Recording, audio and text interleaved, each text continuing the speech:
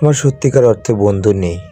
আছে কিছু পরিচিত মুখ, আছে কথোপকথনের ভিড়, আছে একসাথে সময় কাটানোর মানুষ, কিন্তু বন্ধু নেই।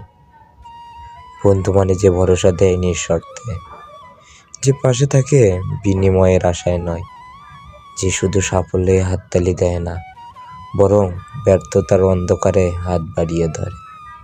আমি খুঁজেছি, কিন্তু দেখেছি বেশিরভাগই সম্পর্ক চলছে শুধু দরকারের টানে। কেউ এসেছে লাভের জন্য, কেউ থেকেছে সুযোগের জন্য। তাই এখন মনে হয় আমার সত্যিকার অর্থে বন্ধু নেই।